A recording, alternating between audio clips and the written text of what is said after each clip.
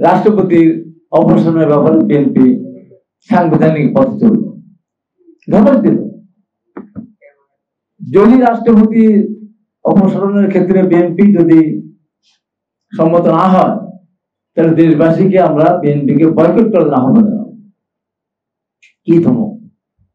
আমি বললাম, তোমরা বিএনপিকে ধমক দাও।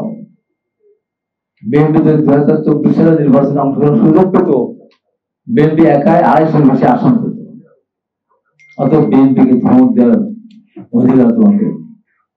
তাহলে করো, রাষ্ট্রপতি অপসারণ করো, আমাদের বাধা দিচ্ছে না। তা আমাদেরকে নিহত ঘোষণা করো। আমরা যখন প্রতিবাদ করি তখন বলবেন আমরা প্রতিবাদ করলাম। তো এক সর্বসম্মত ছাড়া তো কোনোভাবে সম্ভব না। 90 সালে যখন হয়েছে, আমি অল্প কথা শেষ করে ভালো করে কথা শুনবো। 90 সালে যখন রাষ্ট্রপতি শাহাবুদ্দিন সাহেবকে যখন প্রস্তাব দেওয়া হলো, আমরা ছাত্রলীগের প্রেসিডেন্ট শেখ হাসিনা আমাকে বলেছেন যে রাষ্ট্রপতি একে খন্দকারকে করতে হবে। আমি বলেছিলাম যে একে খন্দকার যেহেতু এরশাদের মন্ত্রী ছিল, অতএব তার কথা বলা যাবে না। জিদ হয়ে থাকলে সকাল দেখা করতে গেলে আমাদের দেখা করলো না, আমাদের সবাই জমা দিয়েছিলাম।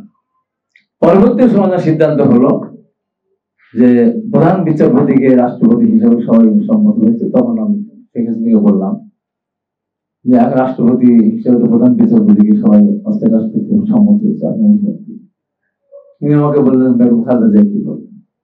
আমি ওখান থেকে ফোন করলাম, ফোন করে ম্যাডাম করলেন, ম্যাডাম আপনার সিদ্ধান্ত কি? ম্যাডাম বললেন হাসিনা কি বলেন। উনি যেটা বলেন আপনি কি বলেন, তাহলে আমি সম্মত। তারপর আমাকে বললাম, তারপর একসাথে সম্মত হলো যখন, রাষ্ট্রপতি যখন বাদশাহ আমি রাষ্ট্রপতি হতে রাজি আছি, তবে আবার আমাকে প্রধানমন্ত্রীর আসনে কে প্রধান বিচারপতির আসনে আমাকে আসার সুযোগ করে দিতে হবে। তা পৃথিবীর ইতিহাসে কোনকে প্রয়োজনীয়তা দেখা হয়। দেশের প্রয়োজনে, দেশের স্বার্থে সেদিন আমরা এক সম্মত পেয়েছিলাম বলেই ওটা সম্ভব হয়েছিল। তো রাষ্ট্রপতি অপসারণের ক্ষেত্রে সতর্ক ঐক্যমত হতে হবে, বিএনপির তাকে বদলিত ঐক্যমত হতে হবে। ধমক দিয়ে কোনো কাজ হয় না। এখন খেলাটা চলছে কি, আপনারা সবাই বলছেন নির্বাচন দিতে হবে, সবাই বলছেন নির্বাচন দিতে হবে, কিন্তু এক শ্রেণীর মানুষ আমার মনে হয় রাস্তায় নামবে, নির্বাচনের কথা যারা বলবে তাদের বিরুদ্ধে স্লোগান দিয়ে মাঠে নামবে। ওই পরিবেশটা তৈরি করা হচ্ছে।